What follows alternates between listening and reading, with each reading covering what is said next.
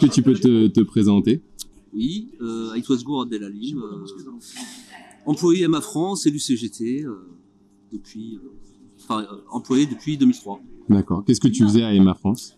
J'étais gestionnaire de production, c'est-à-dire que j'assurais le suivi de la production de l'abeille pour voir un petit peu si on atteignait les objectifs et un ensemble de choses complémentaires aussi. Ok. Alors, ça fait combien de temps que vous êtes en lutte et qu'est-ce que vous demandez? Depuis le 16 avril, qu'est-ce qu'on demande? On demande des conditions de départ décentes. Et on avait axé principalement nos revendications sur tous les reclassements. Donc, c'est quoi les reclassements?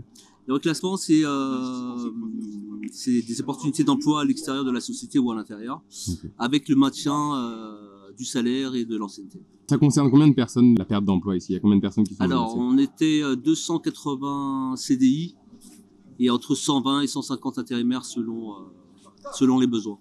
D'accord. Et pour l'instant, ils vous ont proposé quoi, les Alors, au tout début, au moment de la liquidation, on a reçu le PSE qui contenait 250 000 euros au titre de la formation. Et c'est à peu près tout. Et des offres d'emploi dans l'Est de la France qui ne correspondaient pas forcément, même pas du tout aux qualifications des gens. Donc, c'est pour ça qu'on a décidé de continuer l'occupation pour améliorer les conditions de départ, en fait. Parce qu'on sait qu'il y a peu de chances qu'on redémarre, puisque la liquidation a été prononcée, sans espoir d'avoir ne serait-ce qu'une tentative de reprise de la société. Donc, depuis ce 16 avril, on maintient la pression et on est déterminé à aller jusqu'au bout. À quoi ça vous sert d'être ici, d'occuper, de bloquer? Comment ça fait pression sur le patron? Alors, ce qu'il faut savoir, c'est que notre client principal, Stellantis, a du matériel qui lui appartient ici. Même des pièces qu'on était censé lui vendre qui sont encore en magasin. Un petit stock de pièces qu'on appelle le côté de caisse, c'est tout le côté du véhicule, qu'ils ont beaucoup de mal à produire à l'extérieur. Nous, c'était un peu notre spécialité. On fournissait des pièces de qualité et on sait qu'ils en ont besoin. Donc c'est un petit peu notre monnaie d'échange. Ok, très bien. Ça représente quoi pour vous la venue de Jean-Luc Mélenchon aujourd'hui ici?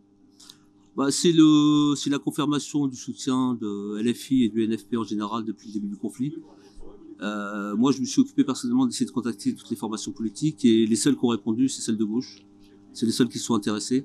Donc maintenant, on n'attend pas non plus des miracles, mais c'est quand même un soutien moral et aussi financier. Ils ont participé à la caisse de grève également. On en est où de l'ambiance? L'ambiance, c'est pas toujours évident.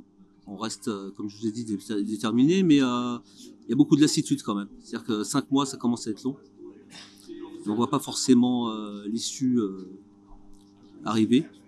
Mais je répète encore, la détermination fait que voilà, hors de question de partir avec rien. Merci beaucoup. Je vous en prie.